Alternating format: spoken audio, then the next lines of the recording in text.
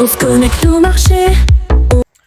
Bon les amis, vous l'avez vu sur X il y a un jour en arrière, il y a eu un gros bug, c'est assez rare sur X que ça arrive. Et surtout, j'avais pas vu, mais vous avez vu les Anonymous, vous connaissez ce fameux collectif qui hack un peu tout le monde. Et ils sont un peu derrière, j'ai l'impression, du gros pump qu'on a eu sur Eutelsat. En tout cas, ils en parlaient d'Eutelsat. Alors c'est vrai qu'au début, j'ai vu marqué Anonymous, je crois que c'était un mec lambda. Quand j'ai vu le nombre d'abonnés, quand même 2 millions, je me suis dit, je pense que c'est les vrais Anonymous.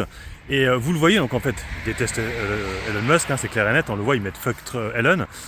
Comme quoi, la liberté d'expression existe bien, parce qu'il peut le mettre sur les réseaux sociaux d'Elon Musk. Donc la liberté d'expression existe bien sur X. Et du coup, donc il était satisfait du coup que Eutelsat s'envole et que Starlink soit limite que tout le monde l'abandonne.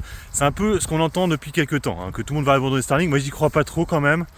Et on va voir, on verra, mais en tout cas, ça fait un peu, alors j'allais dire de l'ingérence, pas vraiment, mais on voit que Eutelsat, il y a eu, je pense aussi un peu de la manipulation sur le cours de la société, peut-être de la part des Anonymous. Alors bon, je connais pas trop ce groupuscule qui est plutôt dans le hacking, mais bon, en tout cas ils en parlaient, ils en ont vraiment parlé. Il y a vraiment, ils parlent d'Eutelsat et pour contrer, en fait, c'est limite, en fait, il faut acheter de l'Eutelsat pour contrer Elon Musk, pour faire simple, avec ses Starlink. Bref, en tout cas, pour l'instant, Elon Musk, on a vu hier par rapport à Tesla que Donald Trump avait acheté une Tesla. Donc on a vu que ça fait un peu monter le cours de bourse de Tesla. Ils essayent un peu de réparer les conneries qui se sont passées avec Elon Musk, parce qu'effectivement ces prises de position ont fait que c'est un peu catastrophique. Je parle de Tesla bien sûr.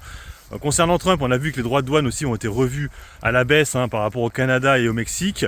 Donc il devait les doubler, finalement il ne le fera pas. De toute façon c'était des coups de pression qu'il faisait Trump. Bref, pour l'instant c'est un peu le bordel. On a vu aujourd'hui Eutelsat s'effondre de nouveau. Hier elle était fortement montée, en fait elle fait des pop and dump sans arrêt. Elle est extrêmement chiante je trouve. On est vraiment sur de la valeur de trading actuellement. Pour de l'investissement, il faudrait plutôt prendre des Dassault Aviation et des Thales entre nous. Après, Eutelsat c'est vraiment du spéculatif. Mais spéculatif, on va dire, de moyenne qualité. Le pire étant, je vous l'avais déjà dit, les tonnerres drones, et les drones Volt. Les trucs comme ça, là, c'est vraiment les pires daubes du marché. Eutelsat, ça va, mais bon, c'est très spéculatif. Elle peut de nouveau redescendre très très bas si finalement il se passe rien par rapport à Eutelsat et surtout par rapport à Starlink. S'ils perdent pas le contrat Starlink, on arrêtera là.